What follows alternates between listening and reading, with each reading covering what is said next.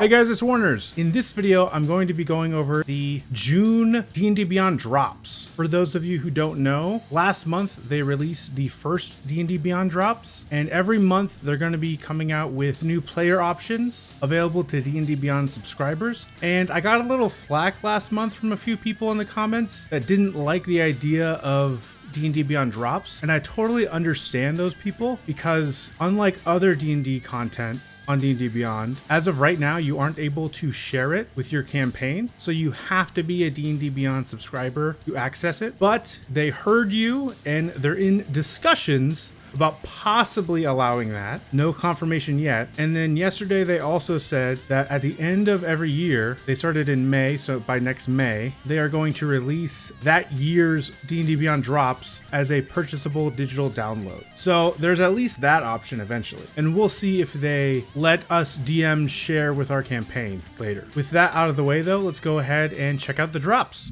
Okay, so here's the release. Looks like we have new monsters, spells, magic items, and more. Let's go ahead and start with the spells. So we have Searing Orb, Tortoise Shell, and Void Star. I'm very excited for these. They have really interesting names, and I'm currently playing a Druid, so I'm excited for Tortoise Shell, but let's start with Searing Orb. So Searing Orb is a 2nd level spell, action casting time 60-foot range with a 10-foot sphere radius, it seems. Somatic and material components, duration instantaneous, school evocation, it's a con save, and apparently it deals radiant damage. You create and hurl a pulsing orb of energy at one creature within range. Make a ranged spell attack against the target. On a hit, the target takes 3d4 radiant damage. Hit or miss, the orb then explodes in a flash of light. The target and each creature within 10 feet of it makes a Constitution saving throw. On a failed save, a creature has the blinded condition until the end of its next turn. Using a higher level spell slot, the damage increases by 1d4 for each spell slot level above 2. And reminder, this is available to Clerics and Paladins. This kind of makes me think of Ice Knife, but instead of cold damage, radiant damage. And then it deals the blinded condition. Let's actually look at Ice Knife and see the damage numbers. So first of all, Ice Knife is a lower level spell, being a 1st level spell. Its area when it explodes is 5 feet, whereas Searing Orb is 10 feet. And then it deals 2d6 cold damage for the area of effect damage and 1d10 piercing damage for the initial hit. The one difference is Searing Orb's damage doesn't actually happen in the area of effect. The area of effect is only the blinded condition. So only the target that you initially target takes the damage, and that's only if you hit. And on average, it does about 7.5 damage, but Ice Knife also doesn't have a secondary effect. So it's kind of a wash. I feel like this spell is decent. It's not bad. The blinded condition is actually really good to inflict on enemies. I feel like this definitely will get some use, especially when you're a lower level cleric, but I don't think paladins will be using this very much. It does very low damage. It also doesn't scale very well with upcasting it, only adding a 1d4, which is about 2.5 damage on average. And the best part about this spell is probably the AoE blinded condition. The damage is just kind of secondary. That's basically Searing Orb though. I like it. It's not amazing. It's not terrible. Just okay. Then we have Tortoise Shell, concentration spell. It's available to Druids, Rangers, and Artificers. Ooh, Artificers. Nice. It's a 2nd level action casting time, touch spell, verbal somatic components. The concentration is for 1 minute. It's an abjuration spell. And let's read it. You touch a willing creature until the spell ends. The target's skin hardens into a tortoise shell. The name is pretty accurate, and the target gains a +3 bonus to AC. If the target moves, the bonus becomes +1 instead until the start of its next turn. I feel like this spell is pretty niche, especially with the limit to movement. This is very similar to Blade Ward because Blade Ward is a concentration spell for 1 minute action casting time, and it adds a 1d4 to your armor class, but you can move freely and it's a cantrip, so it doesn't even cost a spell slot. 3 AC is a bit more reliable than the 1d4, but 1d4 is about 2.5 on average. So at times it could even be up to 4 AC bonus. I think I would be willing to try this spell out. How I personally play my druid is I just kind of stand in the back and I don't really move much, but I'm also typically concentrating on a very specific concentration spell. And as we know, rangers are also famous for concentrating on a very specific spell. These are on classes like the druid and ranger that don't have access to Blade Ward, but you can very easily get Blade Ward or even shield with the Magic Initiate wizard feat. So yeah, this is a fun spell, but it's not like amazing. It is pretty thematic though. I like the name and it is fitting to have an animal-like ability on the druid and ranger spell list. Then we got our final spell, Void Star. I love the name. It is available to Warlocks and Wizards, so for a Warlock, this would be your Mystic Arcanum. I played a Warlock for 5.5 years, and the Mystic Arcanum I picked for my 7th level Mystic Arcanum, I'm pretty sure it was Crown of Stars. Yes, it was Crown of Stars, and from what I remember, Warlocks don't get very good Mystic Arcanums for level 7 anyway. Oh, now I'm remembering, it was actually Force Cage that I had as my Mystic Arcanum. This was also the 5e Force Cage, but Force Cage has been nerfed a bit. Crown of Stars, Serialness, Finger of Death, Force Cage, Plane Shift, Power Word Pain.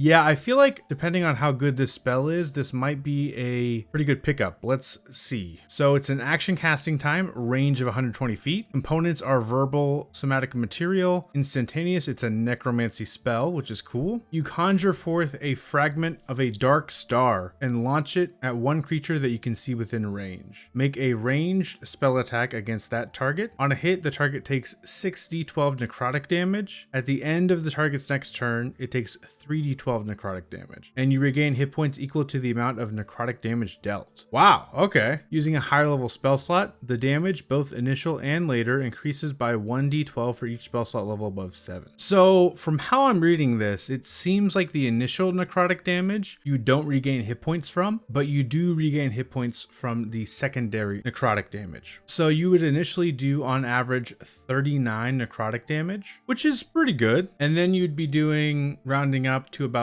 20 necrotic damage at the end of the target's next turn, and then heal 20. One thing also to keep in mind, this is a save or suck spell. If you miss, it does nothing for a 7th level slot. I feel like this might be more worth it for a wizard than a warlock, but I personally would never take this on my warlock unless I had a specific theme I was trying to do. Also, I feel like it's kind of odd that it's necrotic damage. The only way I could see it is if it was kind of more Eldritch themed, but it seems like it is going for a more space type theme. And then I don't really know why it's doing necrotic damage if it's a fragment of a dark star. I feel like that would be like force damage or something. Yeah, I'm honestly not a big fan of this spell. It has interesting mechanics, but it's a very high level slot on a class that I feel like won't be getting as much use out of it. Mostly when I say that, I'm referring to the warlock, and I feel like the wizard also has a lot better spells to be casting with their 7th level spell slot. But that's the spells. I think they're okay, not great, not amazing. Let's go over the magic items though. So we have the Amulet of Retributive Healing. Requires attunement. It is a rare, wondrous item. This amulet has 3 charges and regains 1d3 expended charges daily at dawn. When you restore hit points to one other creature, you can expend 1 charge to regain the same amount of hit points.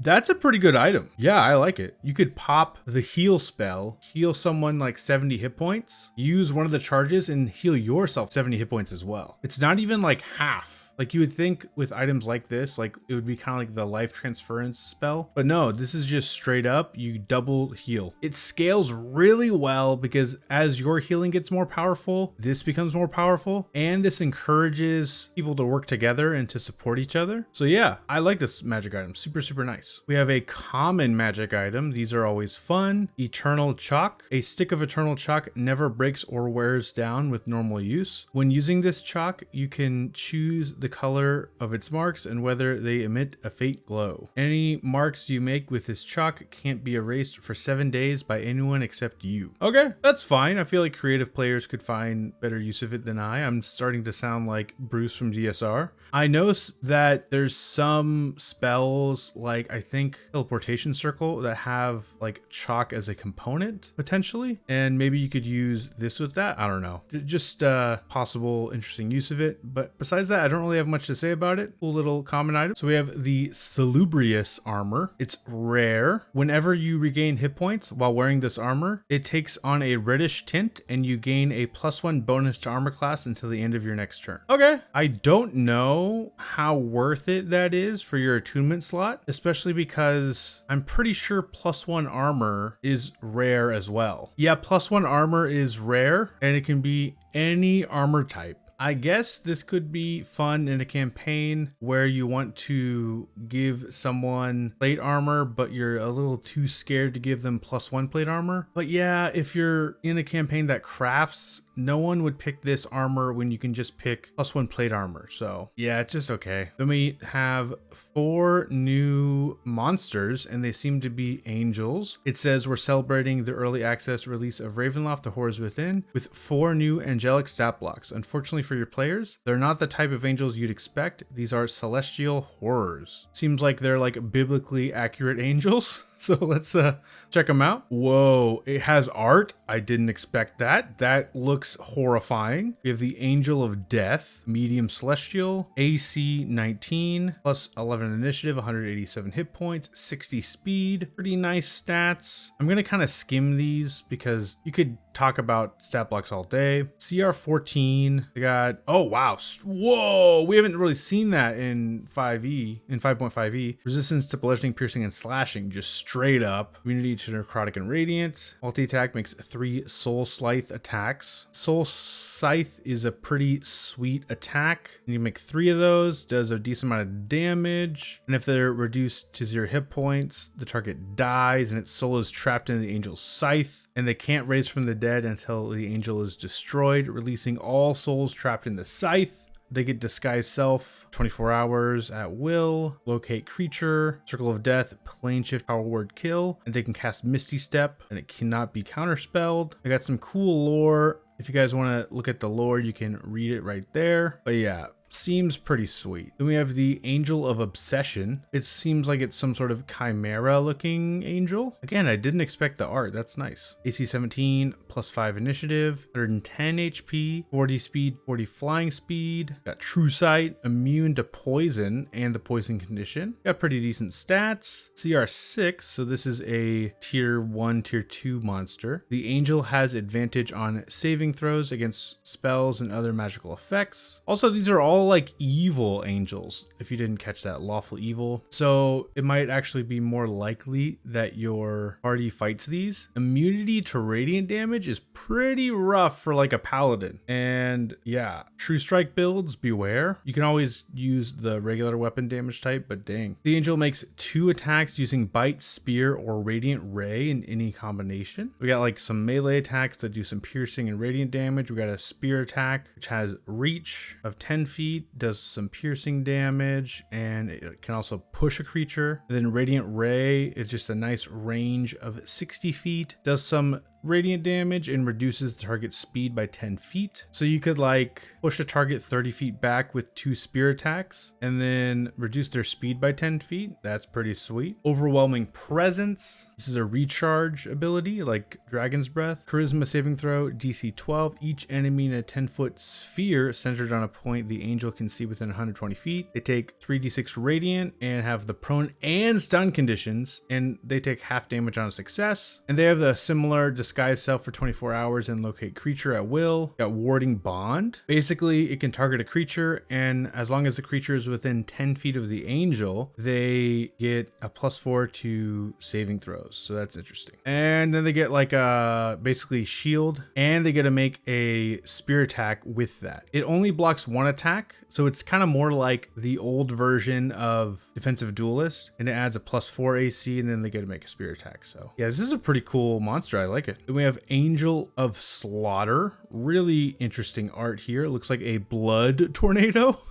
CR 25. So this is like a campaign ending boss. Huge celestial, 21 AC, a beefy 475 HP, 50-foot fly speed with hover, +14 initiative. They're resistant to bludgeoning, piercing, and slashing, immune to necrotic, radiant, charmed, exhaustion, frightened, paralyzed, petrified, prone, and stunned. Can't do anything to this guy. 4 legendary resistant uses. Make 2 engulfing slam attacks or uses fling. Engulfing slam is a reach of 20 feet melee attack, 20 slashing damage plus 12 radiant damage. The target is larger or smaller, is pulled into the angel's space and has the grappled condition, escape DC 19. While grappled, the target has the restraint condition. When the angel moves, the grappled target moves with it, costing it no extra movement. Wow, the angel can have up to 3 creatures grappled by this action at a time. Wow, that's pretty sweet. Fling, the angel throws a large or smaller creature grappled by it to a space the angel can see within 30 feet of itself. Dexterity saving throw 25, the creature thrown, and each creature in the destination space, they take 17 bludgeoning, and the target has the prone condition. Wow.